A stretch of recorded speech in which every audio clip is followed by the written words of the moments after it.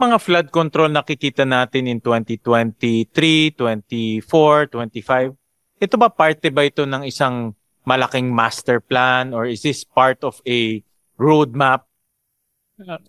Based on your, wala pa kayo wala pa kayo that time, but based on your investigation, I'm sure tinignan nyo rin to, is this part of a study, a feasibility study, a plan?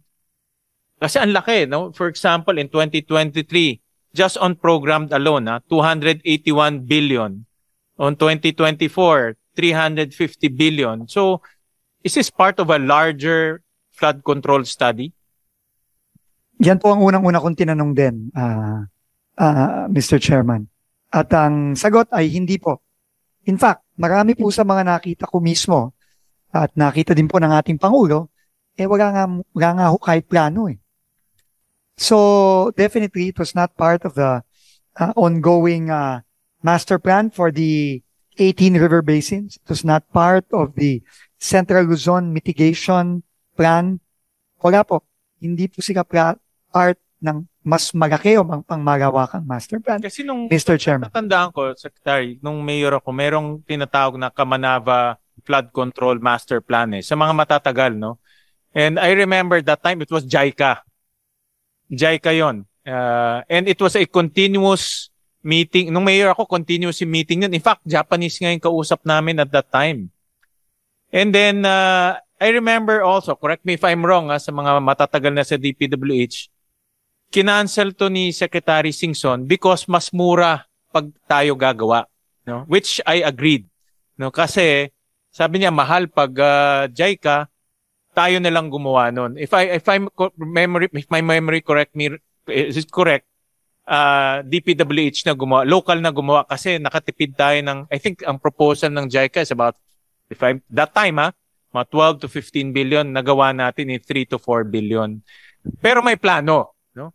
Baka I might be baka pasunay memory ko, but ang punto ko lang naman dito, may plano, no? Nakita ko yung plano, yung dike papuntang Malabon, all the way to Navotas, all the way to Ubando, may bomba sa Valenzuela. So may plano yun, natatanda ko. Itong mga project na ito, meron bang mga plano ito? May mga ganyan ba? Wala po. Localize, localize. Wala po, Mr. Chairman. Oo. And then, paano pinipili ngayon yung project?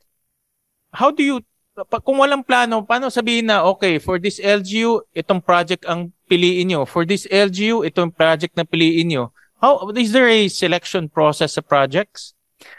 Ang sagot ko po sa inyo, hindi ko po alam kung paano nila pinili yung mga proyektong yan. Dahil nga po unang-una, hindi naman po yan parte ng master plan. Hindi po yan parte ng, halimbawa po, yung mga flood control na ginawa sa Quezon City, yung pong isinumite ni Mayor Joy Belmonte sa ICI. And I think Director Aurora will confirm with you, hindi yung kasama dun sa master plan for NCR. Am I correct? So tama po, hindi din po kasama. Hindi din po ito dumaan sa Regional Development Council. Wala din po yan doon. No? Hindi ko alam kung merong ilan doon na nasa RDC plan. Pero I would think majority po, vast majority, hindi din po kasama sa RDC. So, localized na mga flood control, kaya sinabi sa amin, localization, very particular sa amin yun. Iniisip ko baka may mga ganun na localized, hindi siya river basin. By and large po, dito sa mga inimbestiga namin, Mr. Chairman, hindi po yun ang nakita namin. We could be wrong kasi hindi pa naman po namin nakikita lahat. Hindi po namin na iimbestigahan lahat ng mga napakaraming flood control dating back from even the past 5-10 years. No? Hindi pa po namin nakikita yan. Pero ito pong mga nakita namin, wala po. Kaya po kasi madalas kami magdala ng tulong sa Hagonoy, Paumbong, magkakatabi yan Bulacan, actually, Ubando, Bulacan, Hagonoy, magkakatabi yan. Wala ba silang master plan in that area? At least localized? Meron pong meron po nga yung yung Central Luzon, floodway master plan. Pero hindi po kasama yung mga ginawa sa Bulacan, sa First District, lalo na ng Bulacan. Pero Mr. Chairman, wag na po tayong lumayo. Yung pong flood control na katabi ng bahay ninyo sa Valenzuela, yung pong sa creek, nakalimutan ko lang anong pangalan ng creek na yun. Katabing-katabi po ng bahay ninyo na pinuntahan namin mismo ni Mayor Wes Gatchalian. Nagtataka po si Mayor West, bakit po nagtayo doon? At sinasabi niya, wala namang kasama, hindi naman kasama yun sa plano. No, pero itanayo po yun. So isa pong ehemplo yun. Yeah, kasi i-connect ko ito dito sa unprogrammed funds, no, na binuksan ni Senator Joel kanina. Kasi I'll flash the slide 8.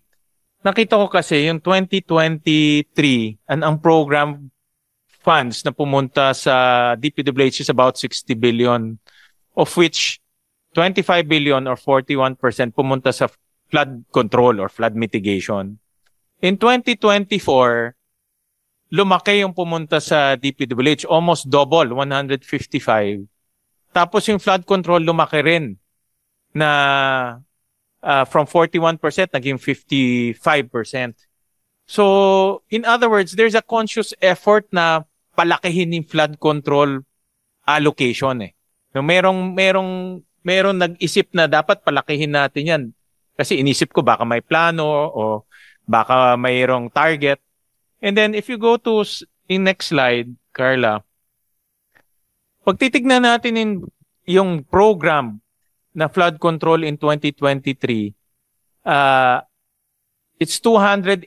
Pag dinagdag natin yung unprogram, lalabas 300 billion. Sa 2024, hamak na lumaki.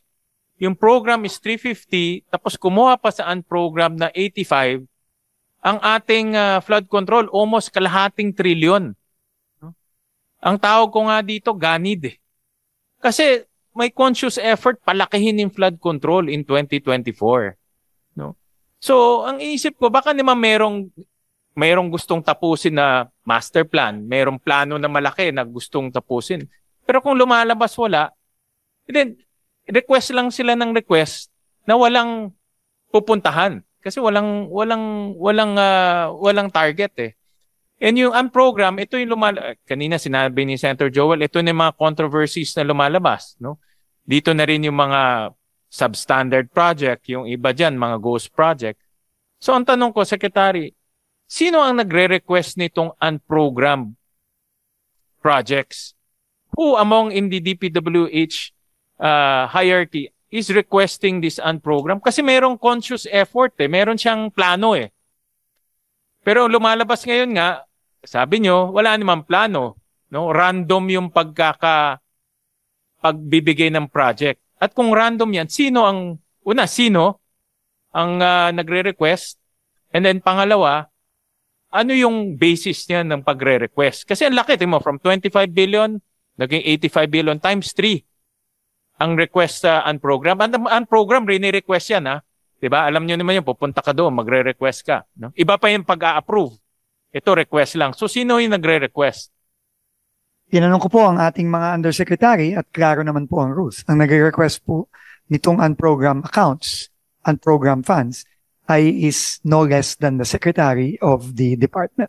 So, lahat ito dadaan sa kanya? Kailangan po, ang secretary lang po, ang may authority at pwedeng mag-request ng unprogram accounts. So,